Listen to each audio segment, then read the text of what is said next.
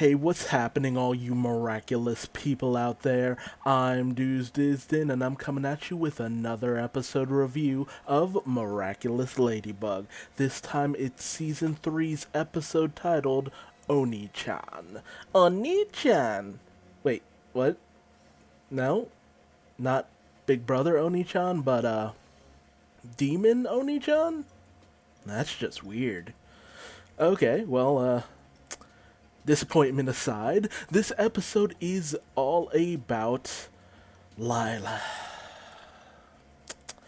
Yeah, I'm sorry, I'm not the biggest fan of Lila. I get it. Her home situation isn't the best. Her mom travels a lot, and that's what we see in the opening shot. Her mom is away on business. It's just Lila doing what she needs to do in order to get ready in the morning.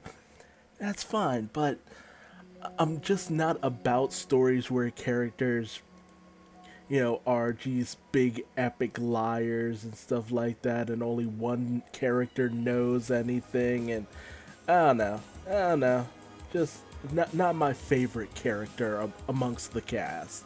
But she ends up meeting up with Nino early in the morning, and she actually suggests that she might need some help from Adrian to Nino because of all the traveling she's quote unquote doing, which is obvious BS. But then we have Adrian actually approach Lila because of she got to Nino.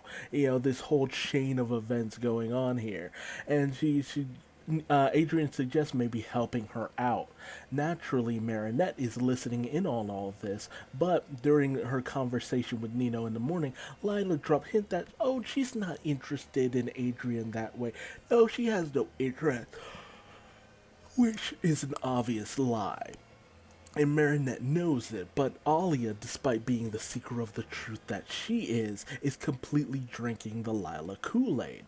So Lila suggests heading to Adrian's place in order to study. Adrian's like, well, I don't know if my dad be down like that. Lila says, oh no, I have my ways. I'll have some way of convincing your dad. Of course she does. But Marinette believes that she won't even get past Adrian's bodyguard, only for her to get past Adrian's bodyguard and get to ride to their place.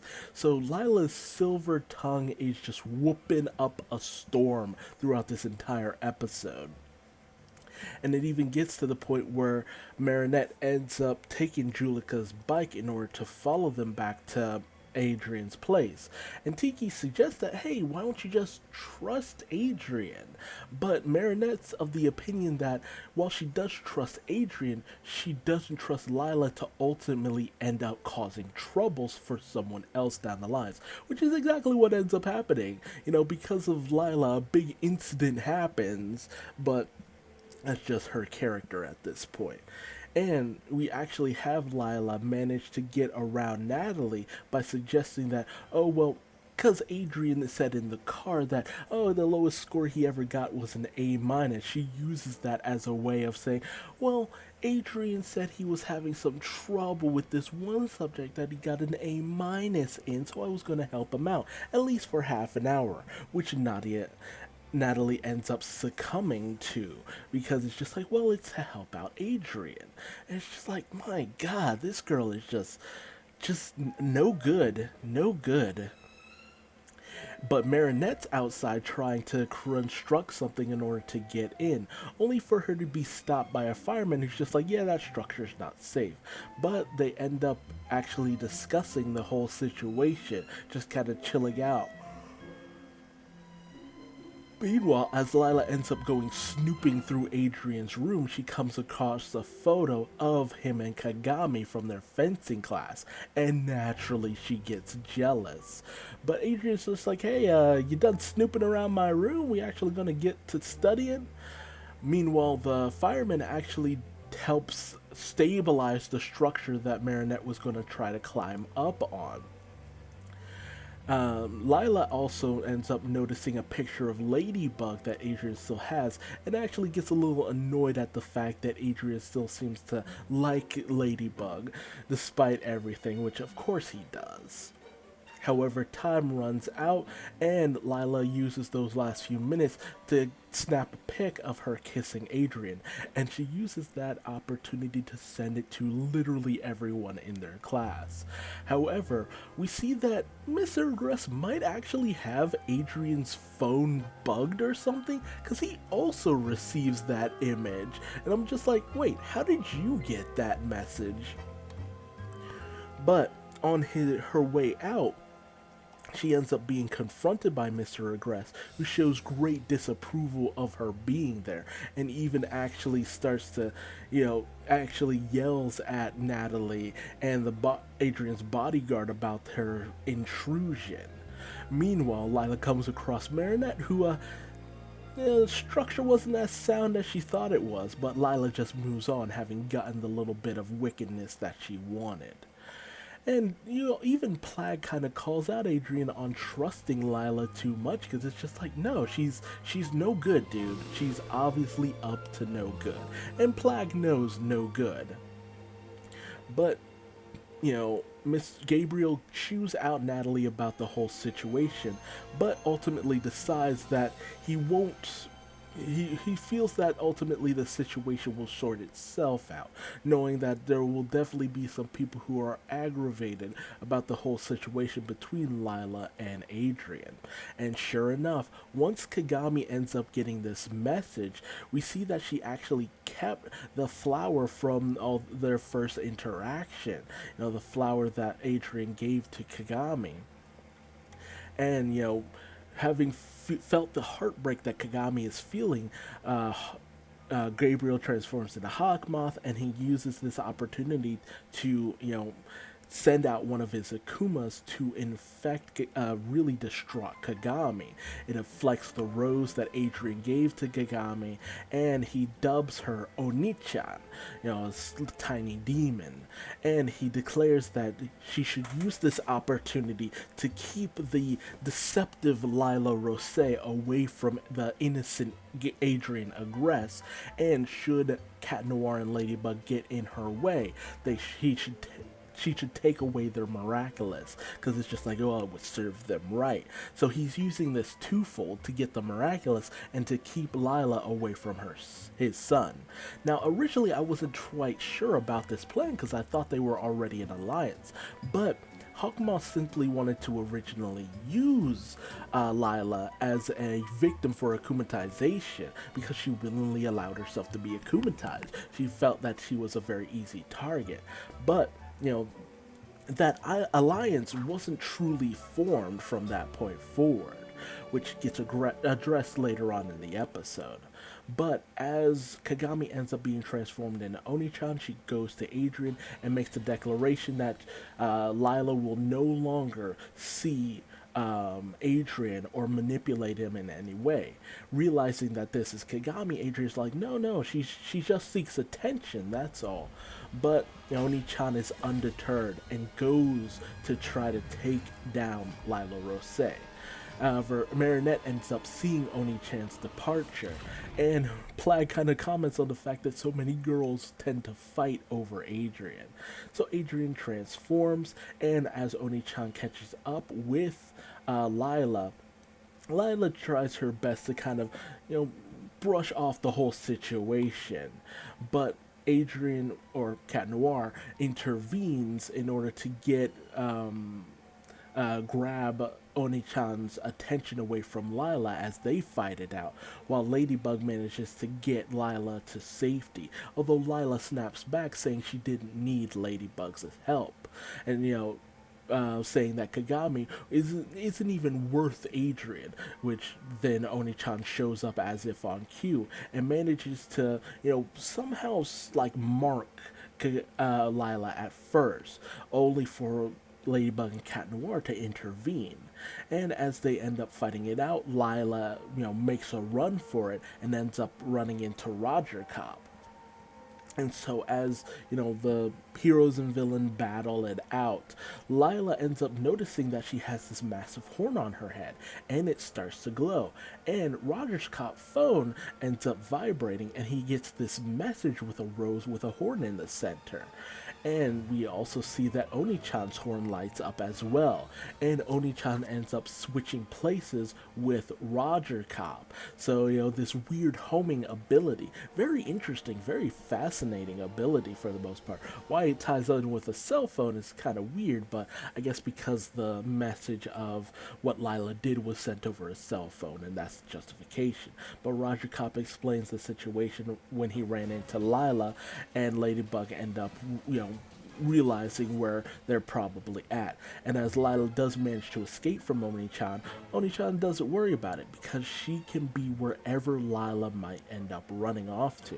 And as Ladybug and Cat Noir think they managed to capture Onichan, Lila ends up running into the Dupang Chang bakery asking for help, only for Marinette's mother to also get that same text message as Roger Cop, and they end up switching places yet again, with Ladybug realizing where Lila must be at this point.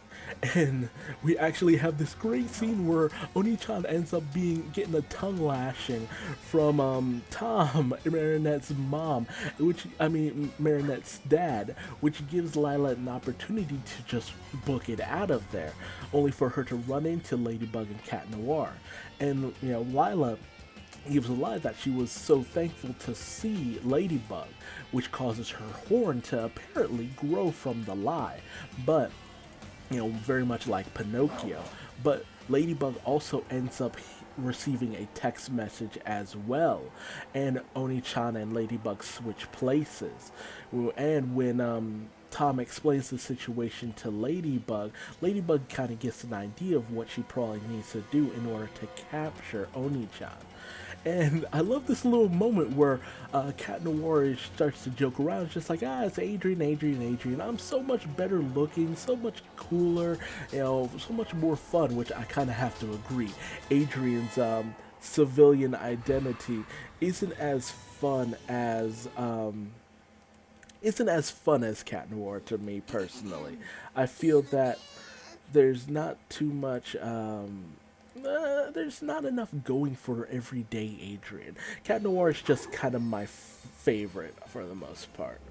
Um, but, this enrages Onichan, who goes on the warpath just kicking Cat Noir's butt, ironically, over the fact that he would dare speak ill of Adrian, if only she knew. But Onichan catches up to Lila, and, when Lila says that, oh no, I'll give up on Adrian, Onichan's able to tell because of the growing of the horn that Lila isn't being sincere. And Lila admits that, oh no, I could never give up Adrian. The only way I could possibly do that if you destroy Ladybug, which Onichan is all too happy to agree to, which overjoys Hawkmoth, because he's just like, oh, that's actually perfect. Oh man, I might have misjudged this girl for the most part.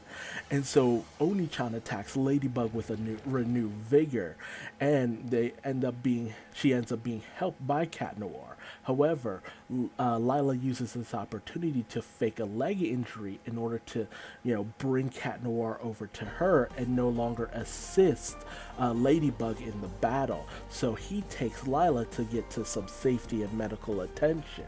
Meanwhile, Ladybug brings out her lucky charm, which is a rubber hose, only for Onichan to just swipe it right out of midair, which has only happened once before, I think, which is really ironic because Ladybug ends up being captured in the rubber tubing. Cat Noir does manage to get Lila to emergency services while Ladybug is all tied up by Onichan. However, when The fire officer goes to reach for his phone because it rings because of the effect of Onichan. It's just like Cat Noir says, hey, don't answer that, it's a trap. But the fire chief isn't quite certain, as he's just like, well, why should I believe you? You said this young lady's ankle is broken, but it's perfectly fine, which reveals to Cat Noir and to Adrian that, oh, you faked this in order to get me away from Ladybug. Do you really hate her that much? How could you be so terrible? So Adrian is at this point completely against Lila, because he just like at this, that shows a depth of evil and just nastiness that he just cannot accept for the most part. And he tells the officer to go ahead and answer his phone. So that way, when Onichan actually goes in for Ladybug's Miraculous, it switches over to the fire chief, and Onichan switches places in order to confront Cat Noir. And as the fire chief tries to untie Ladybug, the fire chief says, oh, these rubber tubings are a real pain. It took us hours in order to get a little kid out of them last time, which gives Ladybug an idea. So when Cat Noir is fighting off Onichan, he ends up receiving a call from Ladybug to lead Onichan over to her position. And so once Cat Noir brings Lila over to Ladybug, her phone rings from the effect of Onichan, and it causes Onichan to be switched with Ladybug to be tied up, which is a great thought out strategy for defeating Onichan. Like, this really interesting ability took a really interesting and creative way of being taken down.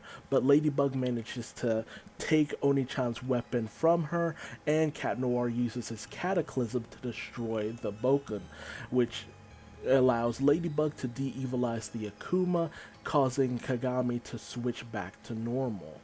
And in a very stoic moment, feeling kind of betrayed by Lila for the most part, having his innocent understanding of Lila kind of completely tainted, Cat Noir decides he'll take Kagami, the innocent Kagami, back home, and he talks about Lila in a very harsh tone. But Hawkmoth feels that he can actually use Lila more in a more personal matter now, feeling that okay, she was actually very instrumental and a very interesting ally in this battle. Maybe I can use more of her around. And so when Lila once again makes a pass at Adrian the next day, a Marinette decides to ignore it this time, wanting to fully trust Adrian, as she should have the first time around. But I'm glad that, at least for this episode, Marinette managed to grow a little bit. She'll probably be back to her very jealous and possessive ways later down the line. But, Adrian actually kind of blows off Lila for the most part, saying, I have fencing classes, and I know that you can be deceptive from time to time. And, he's none too happy about the fact that he got his bodyguard as well as Natalie in trouble. He's not too keen on Lila at the moment. But Lila then receives an unknown mysterious phone call, and as Adrian goes to fencing class and shares a bit of a moment with Kagami, Lila ends up meeting with Mr. Egress, who was none too pleased to have seen Adrian with her. But Lila ends up suggesting to Gabriel that maybe what Adrian needs is more positive influences, positive role models around his age, in order to keep him from troubling hands. To which Gabriel couldn't agree more, proposing an actual legit alliance between the two, with Lila having no idea that she is in fact, joining up with the one, the only Hawkmoth, ending our episode, creating an interesting alliance in terms of this episode and the series going forward. In what ways will Lila affect future episodes? Will Kagami and the relationship between her and Adrian actually start to develop, especially considering the last episode I reviewed, had the relationship between Marinette and Luca, their relationship growing. So it's just like, Are they completely splitting off? Are they going to end up being completely interested in two separate people? Will we actually see them dating these other people rather than, basically you could call it their soulmates for the most part? It's interesting to see where we can go from here, but I'm glad that Adrian fully knows what kind of a deceptive, untrustworthy person Lila can really be. But now that Lila has the interest, has caught the eye of Gabriel, she'll now be a more deeper part of Adrian's life, for better or for worse. More than likely for worse. So things are about to get really out of hand and really interesting. And I'm very deeply interested in seeing where Lila goes from here on out as the new agent of evil for Hawkmoth. And again, it's just like it was interesting that, they didn't truly form an alliance at the end of last season, but he saw her more as a incidental pawn, but now he sees her as a full-on like knight or a bishop, something to fully be used to the full and utmost ability that he has. But I'm interested to see how she ends up causing more trouble and causing more victims of Hawkmoth, which is funny because now she's more of a deliberate antagonist, whereas Chloe can kind of just by virtue of her personality becomes a more incidental antagonist in most episodes. But a good episode overall, but tell me your thoughts in the comment section below. If you liked this video, leave me a like. If you didn't, feel free to leave me a dislike and tell me what I did wrong in the comment section below so I might better myself for future videos. Subscribe and hit the bell icon, that way you never miss out on another My Little Miraculous Ladybug episode review. You didn't hear me say that. And if you want to find me on social media, just Google Duuz-Diz-Din. I am everywhere, for better or for worse. Probably for worse, with that little slip of the tongue. And until the next video, just remember, be careful who you trust, because they can sometimes end up being the ones to destroy your relationships. Yeah, you never know who might have your worst interest in mind. Until next video, I'm Duuz-Diz-Din, and I think it's time for me to go to bed. Bye-bye.